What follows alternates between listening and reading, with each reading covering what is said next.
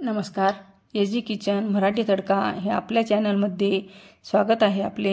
आज अशी रेसिपी पाहणार आहोत जी पुरीसोबत खाऊ शकतो आणि पोळीसोबत पण। अचानक पाहुणे घरी आले आणि काही सुचत नसेल भाजी काय करावी, तर हा बटाटा रस्सा भाजी चमचमीत अशी जास्त मसाले न वापरता झटपट होणारी अशी ही रेसिपी सुरुवात करूया। इथे एक मिक्सरचे भांडे घेतले आहे, ह्यामध्ये लसूण पाकळ्या टाकून घेतलेल्या आहेत आणि ह्यामध्येच 2 टोमॅटो मोठे रफली कट करून घेऊन टाकलेले आहेत। एक मोठा कांदा रफली चिरून टाकायचा आहे। ह्याचे वाटण करून घेऊया आणि काही लसूण पाकळ्या ठेसून घ्यायच्या आहेत बाजूला।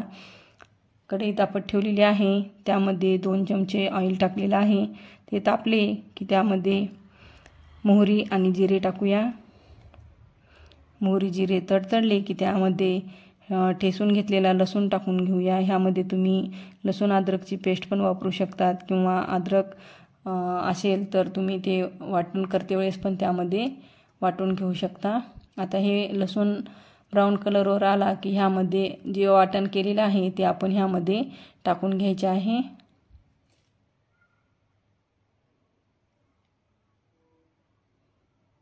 आणि सर्व मिक्स करून घेऊया।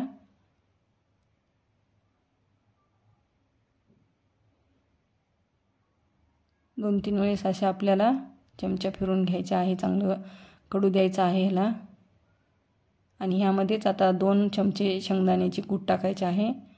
तिळाचे कूट पण वापरू शकता तुम्ही इथे किंवा खोबर पण वापरू शकता।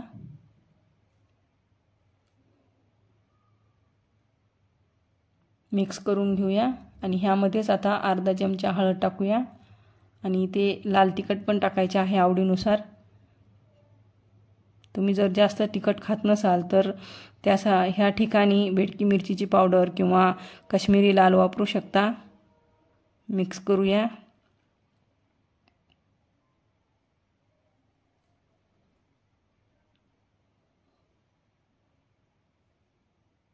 चवीनुसार मीठ टाकून घेऊया आणि काळा मसाला पण टाकूया। हे आपण खडा मसाला वगैरे वापरलेला नाही, ते मी घरी केलेलाच हा काळा मसाला वापरला आहे। ह्यामध्ये तुम्ही दुसरे पण मसाले काही वापरू शकतात। ह्यामध्ये आता थोडेसे पाणी टाकून हे तेल सुटेपर्यंत आपण शिजवून घेऊया।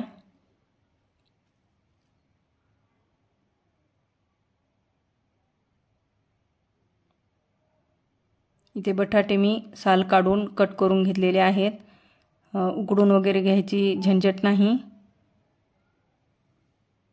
तर हे ह्यामध्ये टाकून घेऊया। मस्त ग्रेव्ही तयार झालेली आहे। ह्यामध्ये आता हे बटाटे सोडून मस्त मिक्स करून घेऊया आणि थोडा वेळ झाकून ठेवायचे आहे आपल्याला हे।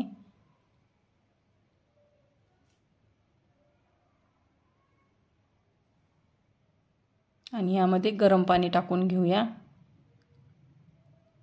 सर्व मिक्स करूया।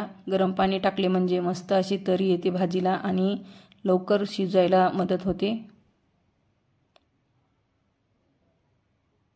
आपल्याला लागेल तसे शिजण्यासाठी आणि आपल्याला जसा रस्सा पाहिजे तसे आपण ह्यामध्ये पाणी मिक्स करायचे आहे।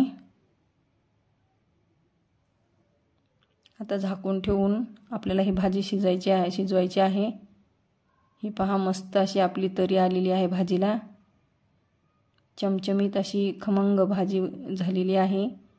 तर ही भाजी पुरीसोबत पोळीसोबत पण खाऊ शकतात। पाहुणे आले तेव्हा पण झटपट करायला ही खूप छान अशी भाजी आहे, रेसिपी आहे आपली। तर नक्की तुम्ही ट्राय करा आणि माझ्या व्हिडिओला लाईक करा, चॅनलला सबस्क्राईब करा। हे पहा मस्त अशी आपली तरी आलेली आहे आणि भाजी पण झटपट अशी आपली शिजून तयार आहे। कसली मस्त अशी आपली ही भाजी चमचमीत अशी भाजी तयार आहे। व्हिडिओला लाईक करा, चॅनलला सबस्क्राईब करा आणि अशा छान छान रेसिपीसाठी बाजूचे बेल आयकॉन प्रेस करा।